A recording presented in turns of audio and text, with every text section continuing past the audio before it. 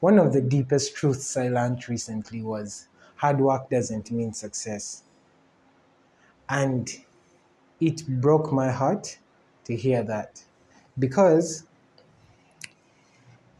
if you look at every motivational speaker out there, the one thing that is consistently pushed is the idea of hard work. If you put in more work, you you'll get more success. And that isn't always true. Because just because you're the hardest working person in the room does not mean you're going to be the most successful person in the room. And it's because success has so many other things tied to it that in order for you to be the most successful person in the room, a lot more has to happen for you and in your favor in order to guarantee that success.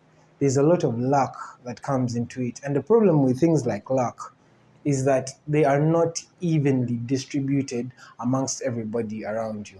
Some people have considerably more luck than others. Other people might have to do 10 times more work to get half the luck somebody else gets. And that can be very demoralizing. But I think the biggest example for success doesn't mean, sorry, the biggest example that hard work doesn't mean success is an area like social media. Social media is awash with people who have put in so much work and have not really gotten as much success. I'll give you a simple example of there are a few YouTube channels. I won't mention them, but I'm sure you have all witnessed them, whether it is a YouTube channel, a TikTok account, or Instagram account, doesn't really matter, where you have someone who has posted 20, 30 videos in maybe the past 1 year, and they have millions of followers, millions of subscribers, millions of likes. They have all of that going for them.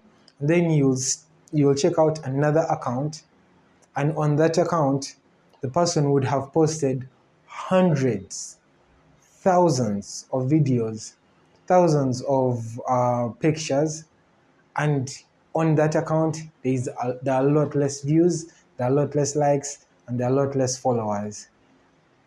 And so that in itself is an easy way to see that just because you're the hardest working guy in the room does not always mean you're going to be the most successful guy in the room.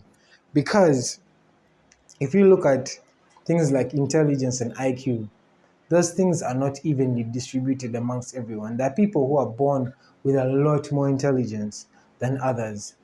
It's the exact same thing with creativity.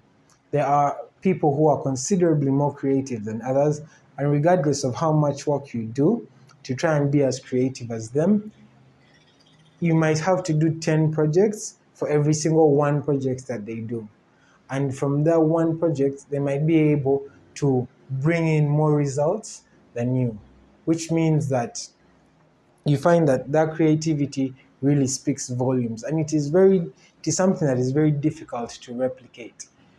And so the idea that if you become the hardest working guy in the room, you will obviously outcompete anyone is not always true. Because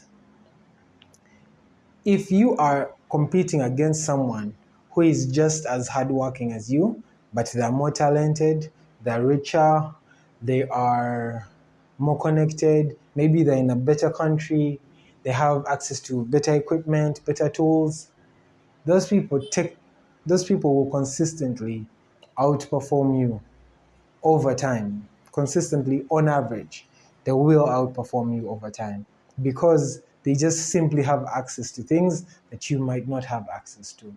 So the next time you go out there trying to work your ass off, first sit down and try and put the odds in your favor by picking a field that, one, you're naturally good at and you don't have to do as much work as everybody else. Two, you have a lot of resources in that particular area. And three, you have probably the highest probability of success in that particular area.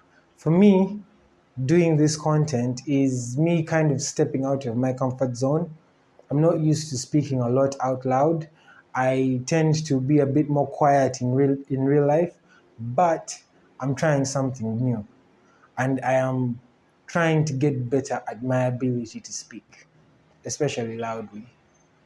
But that being said, the next time you are interacting with work, just try and think smarter about it before you spend 2,500 or even 1,000 hours working on something and you get a quarter of the results or even 10% of the results that somebody else gets. Before you do something, do your best to try and put as much of the odds in your favor as possible, even before you have to put in the work. Thank you. So that's my opinion. Feel free to let me know what you think in the comments.